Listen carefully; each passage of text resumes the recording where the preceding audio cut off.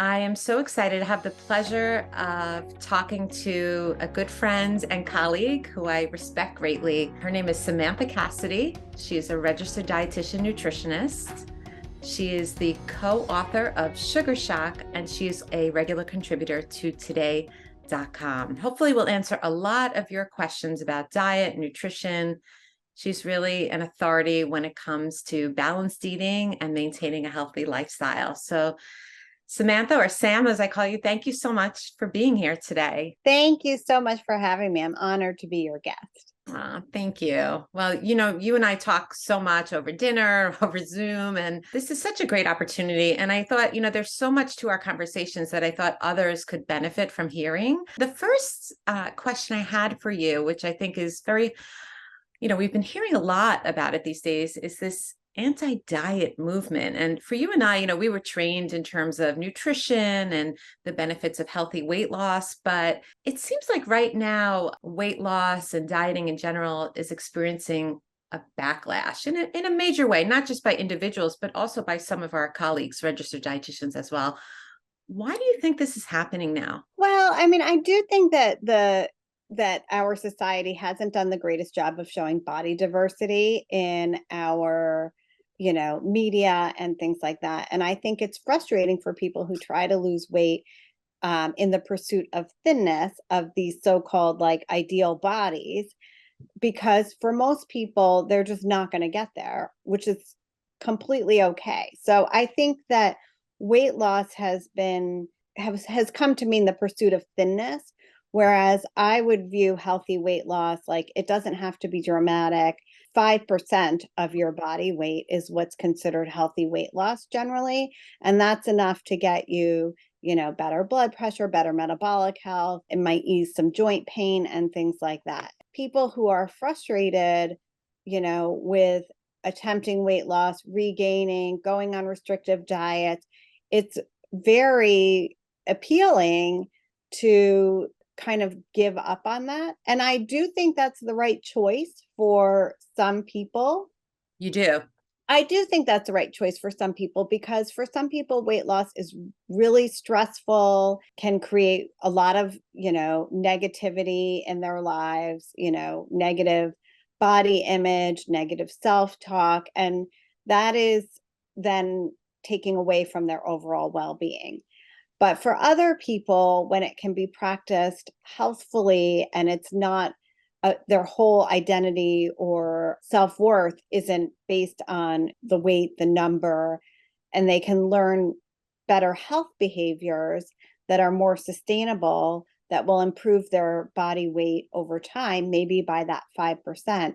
I think that can be the right choice for someone too. And so I don't think there's one right choice for everybody. I think it's like knowing yourself and being in charge of your body and your healthcare decisions. Right. And I like what you said about, just 5%. If we think about someone who weighs 200 pounds, 5% is 10 pounds. And like you say, it's in that case, it's really more about the health implications, which can go a long way, as you mentioned. I also think for some, it's like more of a psychological component too, if they're feeling this negative self-talk, and that might be a cue perhaps for someone to seek counseling. I know there's so many kinds of diets out there, and while we don't necessarily love the word diet, the reality is we do have to eat. All of us do. I mean, there's a practical component to this. So if you had to pick one kind of diet, we've heard of low carb, paleo, keto, vegan, what would you recommend as the healthiest? Yeah, so I just want to go back to your earlier point and say diet has become a four-letter word, but literally to your point, it really, like if you look it up on Webster, one of the definitions is like your eating pattern. And so we all do need to eat. And so I really think that no matter what type of diet you follow, intermittent fasting, paleo, keto, low carb, the healthiest diet is a plant forward diet. And so that means 75 to 80% of the foods on your plate are plant foods, which does not mean being strictly vegan or vegetarian. And it does not mean that 75 to 80% of the foods on your plate are, vegetables. Right. It means vegetables, fruits, whole grains, beans, nuts, seeds, plant-based fats like avocados and olive oil, which we're cooking in or maybe drizzling on salads and stuff. So that means that about a quarter of the plate could be from animal foods. So that's like eggs, yogurt, fish, chicken, no matter what, even if you're following a keto diet, to do that in the like heaviest plant slanted way that you can, I think is the healthiest. And that's just because those foods provide like the raw materials, vitamins, minerals, antioxidants, bioactive substances that really allow us to thrive, protect ourselves from disease processes, and so on. And it seems consistent with the Mediterranean diet, which always seems to win the number one spot for, best diet of the year in terms of, healthiest and best for, I don't know, all the categories that there are. So it makes a lot of sense. You mentioned nuts and seeds, and those are actually an important source of protein as well. And I know it can be tricky if you are consuming mostly plants or the majority of plants, or even plants, even if you're vegetarian, it can be difficult to get an adequate amount of protein in the diet. Why is protein so important, and how much should we be getting? There's been different recommendations out there regarding protein. Yeah, that's absolutely true. So protein is really important. It helps with cellular repair, creating hormones, building muscles. So it's really involved in a lot of processes in our bodies. And at the bare minimum, this is, the RDA is really the bare minimum for preventing deficiencies. The amount is 0.8 grams per kilogram of body weight. But that is probably not enough for the full benefits of like promoting feeling full, really optimizing muscle repair and growth and things like that. And so for really optimizing protein intake, you want to be in the window of 1 to 2 grams of protein per kilogram of body weight. The higher range would be like if you're putting a lot of wear and tear on your body through like a lot of exercise, you'd be in the 2-gram range. And so the lower end of the range would be maybe a light exerciser, and somewhere in the middle would be a midway exerciser. And as we age too, we lose some muscle mass. So maybe if we're older, we need more on that. Certainly, yeah, I think older people. So the other thing that's really important about protein is not just the total number, but the distribution. And so we really want to be getting that like throughout the day at each of our 3 meals. This is especially critical for muscle retention and muscle regrowth. Is if you're not getting enough at breakfast, let's say, then you are losing that opportunity to stimulate the muscle that has naturally declined during sleep. So that's just like a natural detox process that we all go through. We lose a teeny bit of muscle at night as our body is in maintenance mode. And so getting it first thing in the morning at your breakfast meal is really important to prevent further declines as you age, which also ties into your strength and also your metabolism. A lot of us kind of know what to eat, but when it comes to stress or boredom, we eat in response to these emotions, not because we're physically hungry. So what should we do if we want to have something to sort of make us feel better, even though we're not physically hungry? Do you have any good snack options that we can choose if we want to eat in response to these feelings? Yeah, so I think the first thing is overall, it's more helpful to find something else to soothe your emotions, because food is never going to get to the root of the problem. So you want to have like stress coping tools and other emotional coping tools. But that said, there are always going to be times when we're going to eat, and that's totally normal and natural. We all do it. And so in those cases, I like to try to mimic the thing that you're craving. So like, do you crave something crunchy? And then it could be popcorn or roasted chickpeas that are flavored and seasoned like you like them, or kale chips. And then if you're somebody who craves something sweet, my 2 favorites are a medjool date stuffed with nut butter and chips. I love those. Yeah, I think that's just like almost like a fun size candy bar. It's like chewy and crunchy, and then I put the chocolate chips in. It's chocolatey. A healthy Snickers. Yeah, it's like a mini Snickers. And then I also like frozen banana slices because that gives you like that creamy sweet. Like And I ice. slice them first, sprinkle cinnamon and dust some cocoa powder on them, and then I stick them in the freezer. And then, they're in bite-size portions. Yeah, so planning ahead for these snacks can really come in handy. A lot of times we get what's called decision fatigue. Mm. You make 200 food decisions every day, but that's on top of like your family decisions, your work Right. decisions. And so when when your tank is running low, what are you going to do? I completely get that. It's like, oh, I don't want to think about what I have to eat and make another decision. Just on the convenience level, I love the convenience of Trader Joe's. That I feel like they have foods that you could just easily grab and prepare, and a lot of them are healthier, I would say as well. Absolutely. Yeah, Absolutely. And so though that's what I mean by planning, like having those foods available so that when you are super tired, it's like, okay, I can throw this brown rice in the microwave, or I can have this chicken burger or something like that that is going to be a healthier alternative than maybe stopping for takeout or stopping for right. prepared foods. Yeah, And I get those frozen brown rice packets and three yeah, minutes in the microwave, and voila. yeah. I We have mean, it's brown funny rice. because it's Yeah. like making rice isn't that complicated, but you have to stand there and like watch it. Yeah, And it's like a time nobody wants factor. who has time. It's a time Yeah. factor. You have this really amazing snack building strategy. And what I love so much about it is its simplicity. I pick a colorful carb first, so that's going to be your fruit or your vegetable. Mhm. And then you pair them with another food group, so your protein or fat. And then you have your flavor for fun. And so, what does that look like? You pick, let's say, grape tomatoes, and then you pair them with, let's say, a hard boiled egg. And maybe you sprinkle some everything but the bagel seasoning on. And then, if you're doing like a fruit, maybe it's fruit with Greek yogurt. And, I'm big on cinnamon, so I would probably throw some cinnamon on that, but also cardamom's a nice sweeter spice. So there's other ways to go there too. But it Yeah, gives you like that structure of this is the format, right. flexibility, because you could choose whatever you want within those categories, and variety, because really it's endless.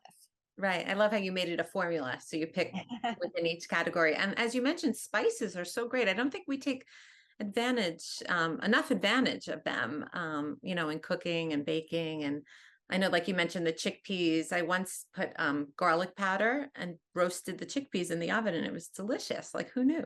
Yeah, so I do the tandoori spice. I Okay. just bought a tandoori spice. That's really good. Chili lime spice is really good on those. Mm. I think it really, up levels. Like it takes something like, but even banana slices that Right. are fine. And then all of a sudden it adds like a lot more excitement on them when they're sprinkled with extra yumminess. You're right. I could see that doing that with your kids, even like it could be fun to experiment with different spices. Let's talk about sugar cravings. You've written a book called Sugar Shock. Often when we eat more sugar, we crave more sugar. And so we end up in this vicious cycle. So how can we break the cycle?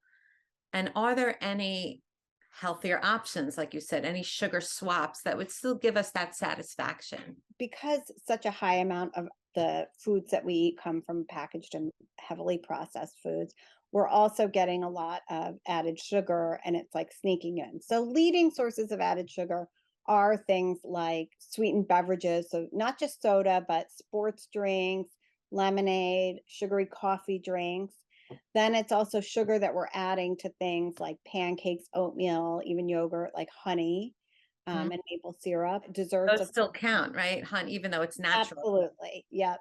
Desserts, of course. But the two last ones in the top five often surprise people in their granola bars and sugary cereals.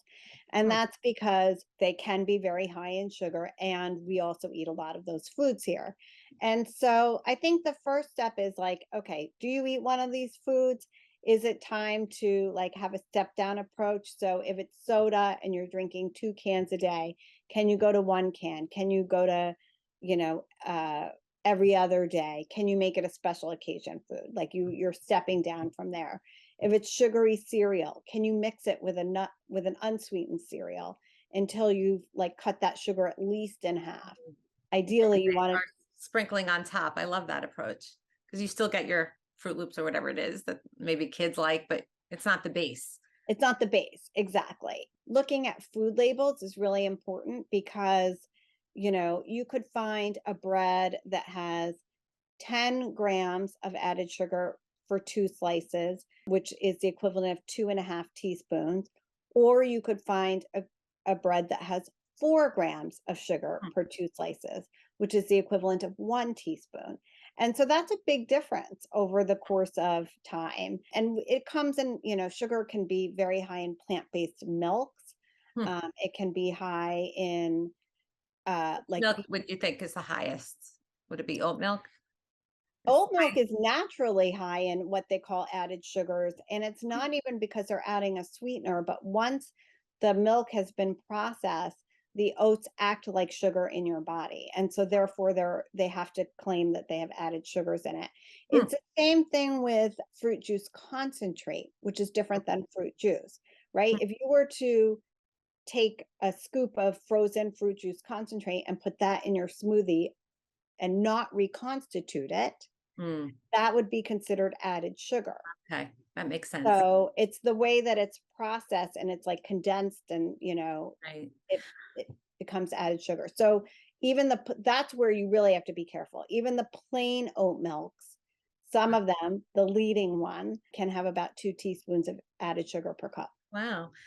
You mentioned like milks and breads, and while they have added sugars and it adds up quickly, and you wouldn't think of, sugars specifically being in these foods, I don't think most people struggle with sugar from these sources. Like, for example, I know I sigh when people say, oh, I can't eat uh, watermelon, or, like Oh, I the know. sugar in fruit. And I'd like to think most people have other sources of sugar that are more important in terms of limiting or cutting down, right? I mean, after all, fruit and milk are nutritious foods. Well, and also they don't have added sugars. Those foods have natural sugars. And so when we're tracking our sugar intake, we are not tracking foods with natural sugar, which are things like dairy foods and fruits. Okay. And so we know that at least 80% of Americans do not meet fruit recommendations. Most people actually could benefit from getting more fruit rather than less fruit. And I like to say that all fruits have superpowers and they all have different superpowers. So like a banana maybe has more potassium, but strawberries maybe have more vitamin C. And so they all have different powers. And so eating a variety is really important and helpful and also tasty. And so, like, eat the watermelon. Yeah, I think that's a source of confusion, though. I mean, people just assume it's like Definitely. that sugar, like I can't have too much. And I always say, you're going to feel full before you would ever overconsume sugar from watermelon. Like you won't even be able to take that much in because of the fiber. So, and the water content. And the water content. Yeah. Right. And it's like voluminous. Like you get a lot of watermelon. Right. So sneaky sources of sugar, breads, some of the sweetened milks. Condiments like barbecue sauce, ketchup can be quite high. And also for the condiments, you have to remember that the amount is like for the serving size. And so like really whoever pours on the serving size of any condiment. And it can add Uh, up quickly, right? Like you've gone through a day's worth of foods where, you wouldn't think of it as a sugary day, but in fact, you reach that sugar limit very quickly. Yeah, so you can reach the sugar limit even with seemingly healthy foods, like in the case of bread and oat milk, before you even get to your dinner. And so that's where reading labels does become important because you can make a swap that is going to really bring that sugar level down. And then you have some wiggle room so that like you want a little bit of chocolate at night or a frozen yogurt bar or something like that. You can do that without basically breaking your sugar bank. Sure. Can you give us a few more examples of sugar swaps that, still allow you to have some sweetness, but without all of that sugar? Yeah, so one of my favorites. So I again like to think about the thing that you are craving. So let's say you're craving fruity, chewy kind of snacks like jelly beans or Hmm. gummy worms or things like that. Then some of the dried fruits like dried mango are a really great alternative because it's still chewy, they're really sweet. I didn't even know they made dried cantaloupe. I've So tried good. dried watermelon. Yeah, Yeah. they're really good. So I think those are fantastic alternatives. The alternative to like a fun size Snickers bars or dates with nut butter and chocolate chips, because dates are really like have a caramelly flavor. So those are some of my favorites. The ice cream, again, I would go for something like a frozen banana, or popsicle would be frozen grapes. Mhm. So it's like taking those things and doing it in a healthier way. Yeah. And again, like I'm not trying to tell anybody not to eat sugar. I have a sweet tooth and I like I was dessert. gonna say, I have a sweet tooth. I I totally have a sweet tooth. Yeah, I think the portion control, if you want something like full of added sugar, you just have to watch your portions. Well, and also maybe that's not an everyday thing. And then I also think it's really recognizing like that there's a hierarchy of things that are delicious to you, right? And Mm, so like I love donuts, but not every donut is equally delicious. So like if you go into the grocery store and buy a package of donuts, that's not as delicious as if you're like getting a fresh baked, you right, know, little batch from your local bakery right, donut that you're gonna savor. that Yeah, you're gonna savor. And it's so I always think about it as like it's a luxury thing versus like a mass market thing. You know, right. like whether it's shoes or handbags or Oh, whatever it is that speaks to you, treat yourself like you are the luxury vehicle. You need the mm, premium fuel and treat yourself to those love luxury that. splurges. We haven't spoken about that. I really like that analogy. So the luxury is how often? So that I always say that comes down to a personal choice. I feel like you know you're in the right zone when you have good metabolic health. So your metabolic health are things like you have healthy blood pressure, blood sugar, and cholesterol levels. You are, you know, have the energy to do the things that you want to do, and you're participating in the food related activities that you want to participate in. That's when you're in the good zone. If I'm craving something sweet, does that mean I'm addicted or just that I want to enjoy something sweet after a meal? So I think it depends on how powerless you feel around those Mm, foods.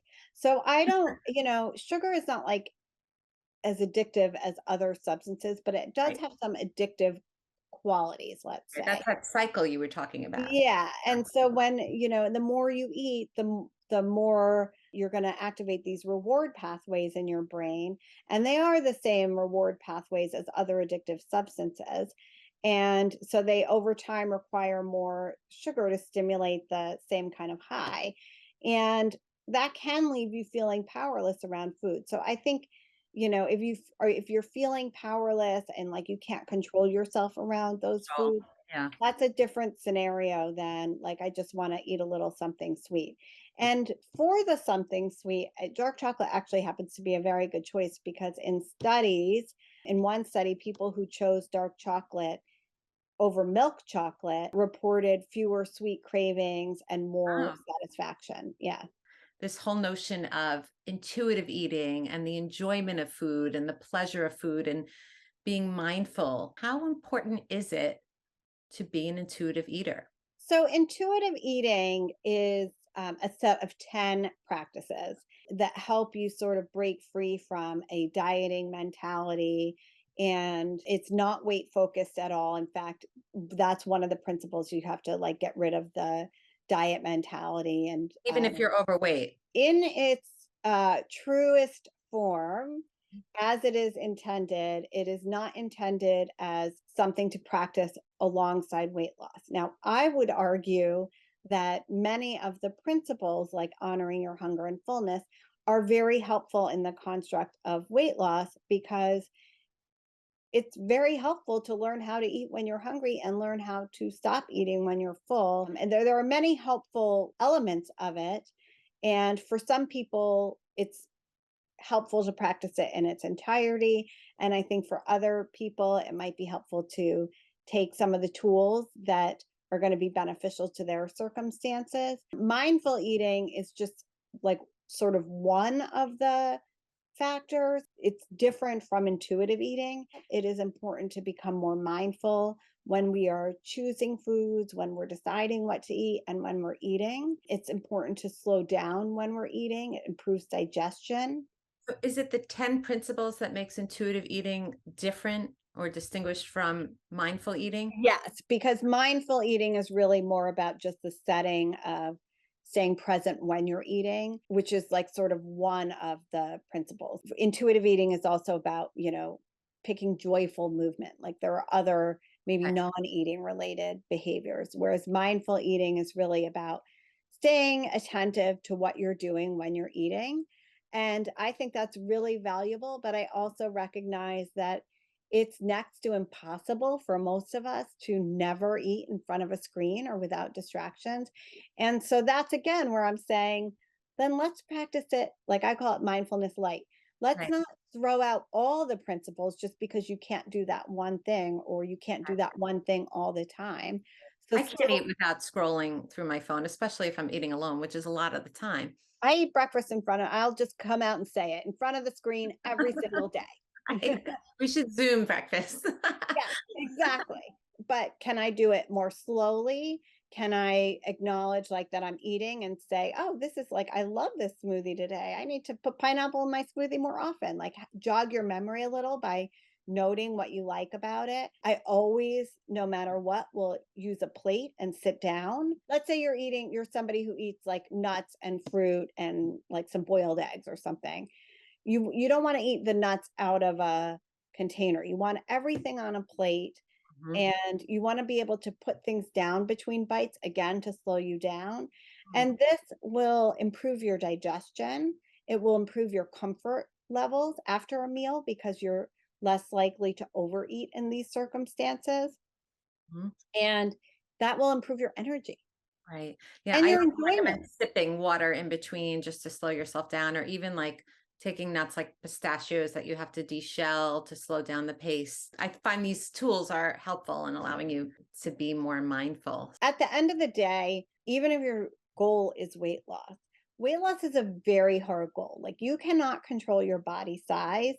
It's not about willpower. It's not about willpower. I think that's actually sort of a destructive term because it then puts the blame on you. It's not a level playing field. Like the heavily processed foods are more rewarding to your brain Right. than other types of foods. And so it's not like an even playing field. They have the leg up. Your appetite regulating hormones tend to be altered in people who have obesity. It's not their fault. And so I think we have to remember that that is a disease process Disease. Yeah. and somebody has it. They are not obese themselves. They have obesity, they have a disease. Mm. You want to stack the odds in your favor. And to do that is focusing on the behaviors. It's not focusing on the outcome or that weight goal.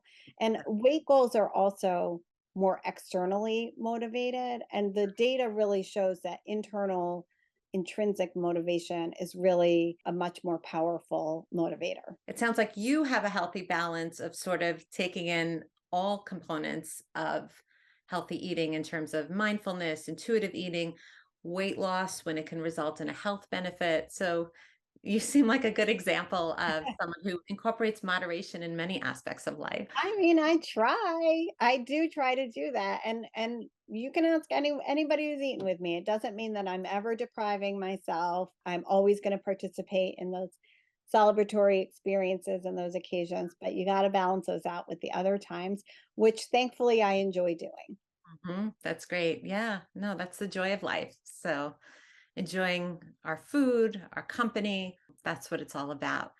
Samantha Cassetty, thank you so much. I also want to point out that you have a wonderful Instagram account. I love following it. I have a lot of friends and colleagues who are looking to maintain a healthy weight. Some are looking to lose weight, and I always point them to your account. It has so many useful tips, like endless tips. Be sure to check that out. And thank you so much for being here. Again, author of Sugar Shock, contributor to today.com, registered dietitian nutritionist, Samantha Cassetty, and my good friend and colleague. I was about to say, and your friend.